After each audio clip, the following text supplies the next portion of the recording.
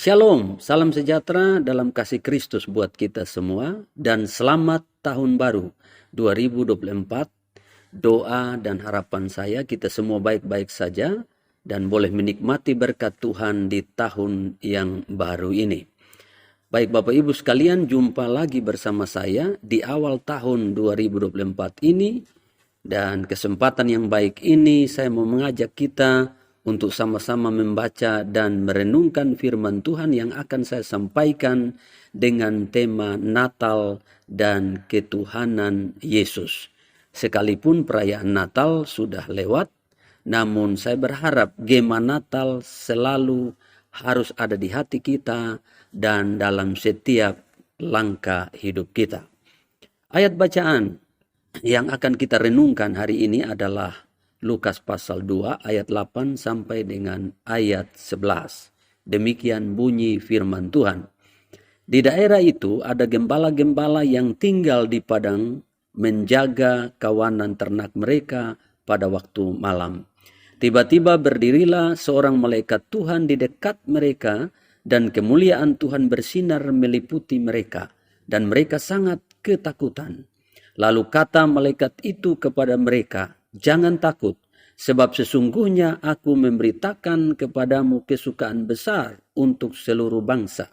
Hari ini telah lahir bagimu juru selamat, yaitu Kristus Tuhan di kota Daud." Puji Tuhan. Nah, Bapak Ibu sekalian, tema kita adalah Natal dan Ketuhanan Yesus. Sebuah ulasan yang akan saya sampaikan secara sederhana terkait dengan Natal dan siapa itu Yesus dan apa tujuan kelahirannya atau tujuan kedatangannya. Nah, ada 3 hal yang akan kita renungkan bersama-sama terkait dengan teks ini. Yang pertama, Natal ialah Yesus yang adalah Tuhan dan Allah berinkarnasi menjadi manusia. Jadi, Yesus bukanlah manusia yang diangkat atau disembah sebagai Tuhan atau Allah, melainkan Yesus sejatinya adalah Allah yang berinkarnasi menjadi manusia. Ada banyak keterangan di dalam Alkitab, baik Perjanjian Lama maupun Perjanjian Baru, tentang ketuhanan atau kealahan Yesus. Misalnya, Mika 5 ayat 1, di sana dikatakan, "Tetapi engkau, hai Bethlehem Efrata, hai yang terkecil di antara kaum-kaum Yehuda, daripadamu akan bangkit bagiku seorang yang akan memerintah Israel, yang permulaannya sudah sejak purbakala, sejak dahulu kala." Nah, saudara-saudara sekalian, bagian ini atau teks ini adalah diyakini sebagai teks mesianik oleh para teolog, pengajar Alkitab, bahkan oleh orang Kristen awam sekalipun. Mereka memahami ini sebagai ayat mesianik, yaitu nubuatan tentang Kristus, Yesus Tuhan kita. Nah, menarik.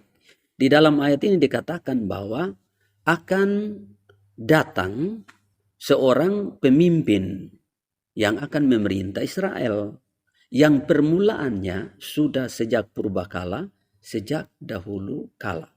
Jadi sebelum pemimpin itu datang atau tampil, dia sudah ada sejak dahulu kala, sejak purbakala. Lalu kita baca Yesaya 9 ayat yang kelima. Di sana Alkitab berkata, "Sebab seorang anak telah lahir untuk kita, seorang putra telah diberikan untuk kita. Lambang pemerintahan ada di atas bahunya, dan namanya disebutkan orang penasehat ajaib, Allah yang perkasa, Bapa yang kekal, Raja damai."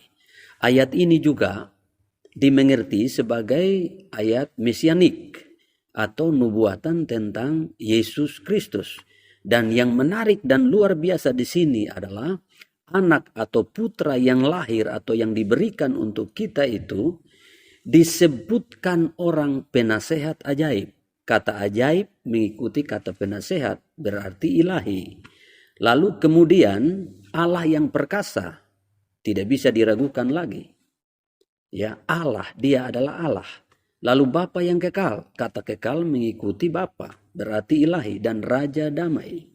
Banyak orang bisa membawa damai, tetapi Raja damai cuma satu, yaitu Yesus Kristus Tuhan. Kemudian kita ke perjanjian baru. Di perjanjian baru ada banyak ayat juga yang menyatakan ketuhanan Yesus atau kealahan Yesus.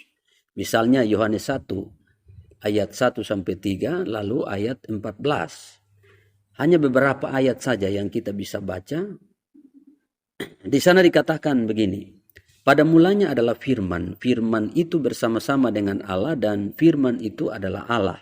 Ia pada mulanya bersama-sama dengan Allah.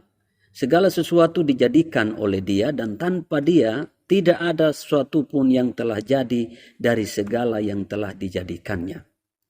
Perhatikan, firman itu bersama-sama dengan Allah dan firman itu adalah Allah. Pada mulanya adalah firman. Jadi firman itu atau logos itu sudah ada pada mulanya bersama-sama dengan Allah dan logos atau firman itu adalah Allah.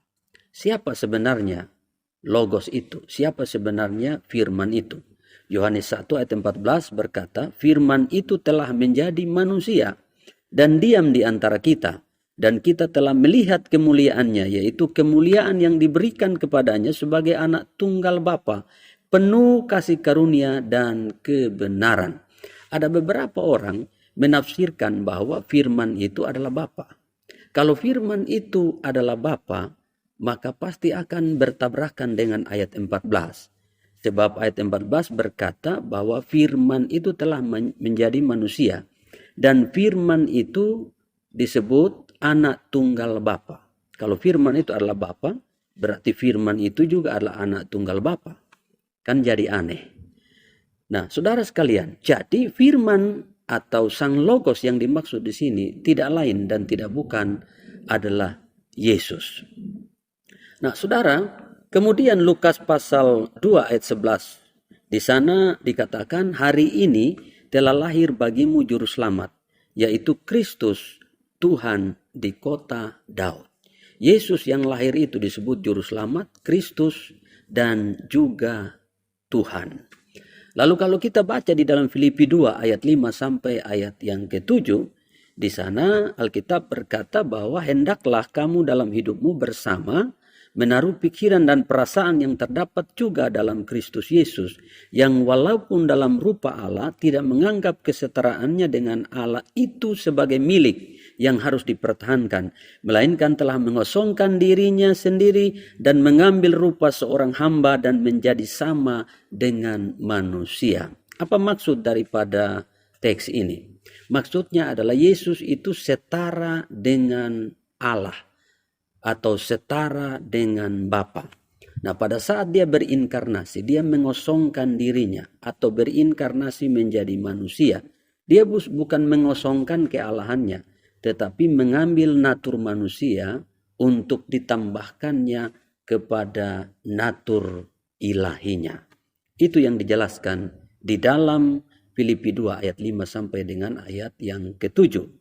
Nah, karena itu Bapak Ibu Saudara sekalian, jangan pernah berpikir bahwa Yesus itu baru eksis pada saat kelahirannya. Melainkan Yesus itu bahkan sudah ada sebelum segala sesuatu ada, dan dialah yang menciptakan segala sesuatu ada. Nah, saudara, karena itu merayakan kelahiran Yesus atau merayakan Natal sesungguhnya adalah merayakan inkarnasi Yesus menjadi manusia. Nah, itu hal pertama. Kemudian hal yang kedua yang kita mau renungkan hari ini adalah kedatangan Yesus dalam inkarnasinya menjadi manusia adalah sukacita bagi seluruh bangsa. Artinya sukacita bagi seluruh bumi. Nah, Lukas pasal 2 ayat 9 dan 10 menerangkan bahwa kedatangan Yesus atau kelahiran Yesus itu kesukaan bagi seluruh bangsa. Nah, mari kita baca Lukas 2 ayat 9 dan 10. Di sana dikatakan begini. Tiba-tiba berdirilah seorang malaikat Tuhan di dekat mereka dan kemuliaan Tuhan bersinar meliputi mereka. Dan mereka sangat ketakutan. Lalu kata malaikat itu kepada mereka, jangan takut. Sebab sesungguhnya aku memberitakan kepadamu kesukaan besar untuk seluruh bangsa. Kelahiran Yesus atau kedatangan Yesus menjadi manusia itu adalah kesukaan besar. Berita sukacita besar untuk seluruh bangsa. Bukan hanya untuk orang Israel, orang Yahudi, tapi untuk seluruh bangsa. Nah, saudara, kemudian sorga dan bumi bahkan bersatu untuk merayakan kelahiran Yesus atau kedatangan Yesus.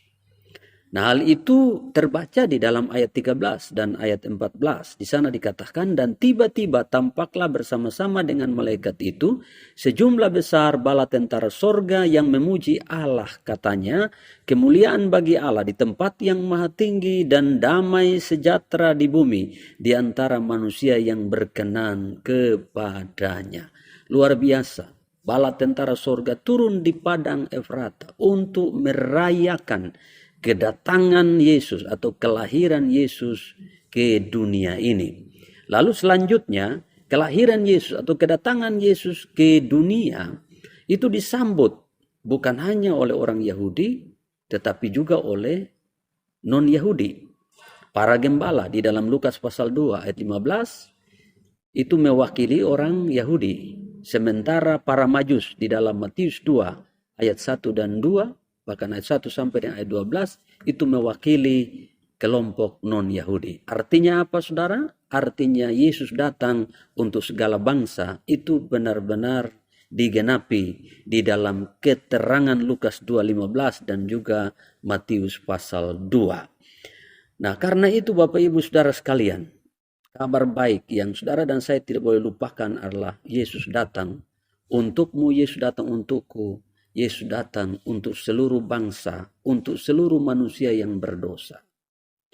Nah, kebenaran yang ketiga yang kita mau renungkan adalah tujuan kedatangan Yesus ke dunia adalah untuk menyelamatkan manusia dari dosa. Hal ini sesuai dengan pemberitaan malaikat Gabriel dalam Matius pasal 1 ayat 21 dan juga Lukas pasal 2 ayat 11. Di sana dikatakan begini, Matius 1 ayat 21, ia akan melahirkan anak laki-laki dan engkau akan menamakan dia Yesus, karena dialah yang akan menyelamatkan umatnya dari dosa mereka. Saudara-saudara sekalian, ini bukti bahwa Yesus datang tujuannya adalah untuk menyelamatkan umat manusia dari dosa mereka. Lalu dikuatkan dengan Lukas 2 ayat 11. Juga dari pemberitaan malaikat Gabriel, hari ini telah lahir bagimu juru selamat, yaitu Kristus Tuhan di kota Daud. Lalu keterangan lain dalam Alkitab yang menguatkan tujuan kedatangan Yesus ini adalah misalnya kita baca di dalam Lukas pasal 19 ayat 20 dan Yohanes 3 ayat 16. Di sana Yesus berkata, sebab anak manusia datang untuk mencari dan menyelamatkan yang hilang. Siapa itu anak manusia? Yesus. Lalu siapa itu yang hilang? Manusia yang berdosa. Jadi Yesus datang untuk menyelamatkan manusia yang berdosa. Itu kata Yesus di dalam Lukas 19 ayat 10. Kemudian Yohanes 3 ayat 16. Di sana Alkitab berkata, karena begitu besar kasih Allah akan dunia ini, sehingga ia telah mengaruniakan anaknya yang tunggal, supaya setiap orang yang percaya kepadanya tidak binasa, melainkan beroleh hidup yang kekal. Jadi apa tujuan Yesus datang? Apa tujuan Yesus diberikan untuk kita? Tujuannya adalah untuk menyelamatkan kita dari dosa. Karena itu mari percaya kepada Yesus, supaya kita beroleh selamat. Nah, saudara-saudara sekalian, lebih tegas lagi di dalam Yohanes 14 ayat 6, Yesus berkata bahwa akulah jalan dan kebenaran dan hidup. Tidak ada seorang pun yang sampai kepada Bapa, yang datang kepada Bapa kalau tidak melalui aku. Yesus adalah jalan, Yesus adalah kebenaran, Yesus adalah kehidupan. Di luar Yesus tidak ada jalan, tidak ada kebenaran, tidak ada kehidupan. Tanpa Yesus, kita tidak akan pernah sampai ke sorga. Tanpa Yesus, kita kehilangan hidup kekal. Tanpa Yesus, kita pasti binasa. Bersyukurlah Bapak Ibu Saudara sekalian, karena kita percaya dan memiliki Yesus di dalam kehidupan kita. Dialah Tuhan, dialah Allah yang berinkarnasi menjadi manusia. Supaya dalam keadaannya sebagai manusia, dia mati dan bangkit untuk menebus dosa-dosa kita.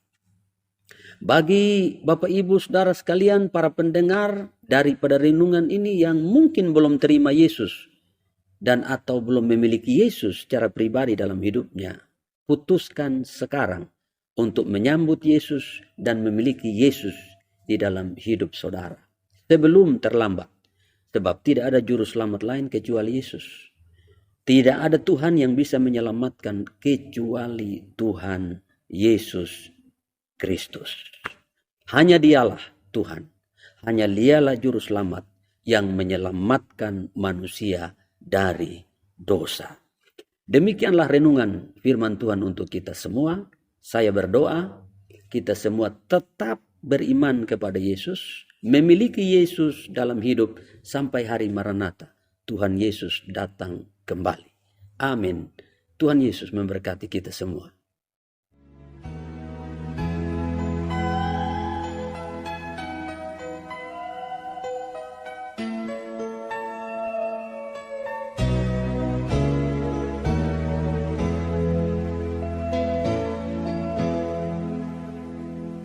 Perlukan juru selamat, kalau tidak ku sesat.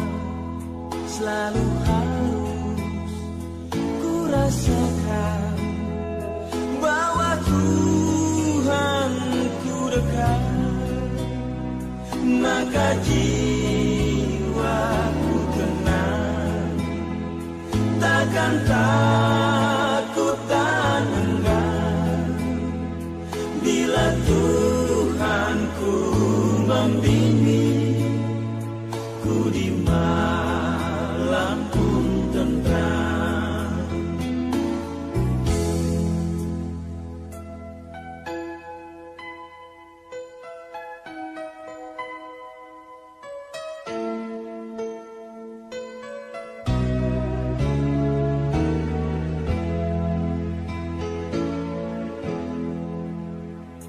Ku perlukan juru selamat, karena imanku lemah.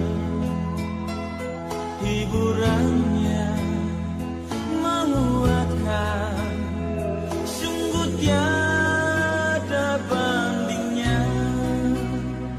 Maka jiwaku tenang, takkan takut dan enggan bila Tuhanku membimbing ku di mana.